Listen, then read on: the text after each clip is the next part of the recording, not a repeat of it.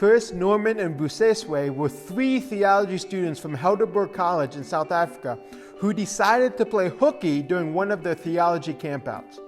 You see, all three of them loved to surf, and the place that they were camping was not too far from Elands Bay, which so happened to be one of the best surfing spots in the world. Now, during one of the devotional times in the morning, they were able to escape, and they jumped in the car and headed towards Elands Bay.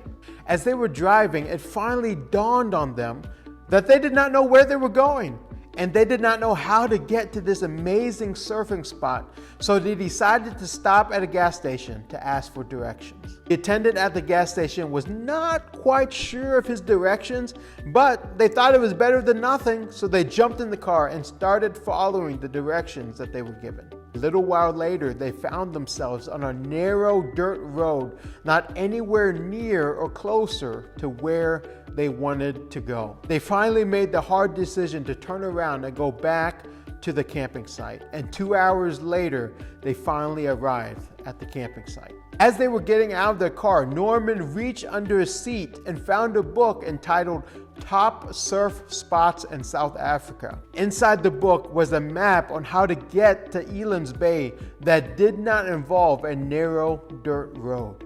Chris, Norman, and Buseswe had what they needed in their possession, and if they would have realized it was in their possession, it would have changed everything. In our story today, both the Israelites and the Egyptians had what they needed for salvation, and all they needed to do was humble themselves and obey what God had asked them to do. However, unlike the three boys in the story who did not realize they were in possession of what they needed, the Egyptians knowingly refused to follow what was given to them because of their pride.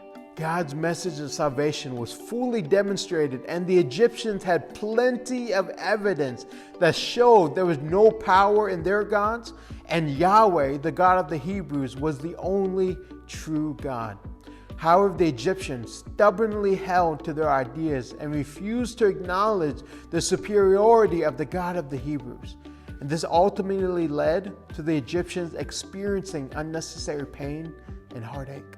My friends, pride, if left unchecked, can damage your spiritual life and can cause you to experience unnecessary pain and heartache. The Israelites were saved because they humbled themselves and obeyed what God had asked them to do. As we close, I challenge all of us to follow the example of the Israelites in this story and humble ourselves and trust that God knows best and has our best interest in mind, and choose to obey Him in what He asks us to do.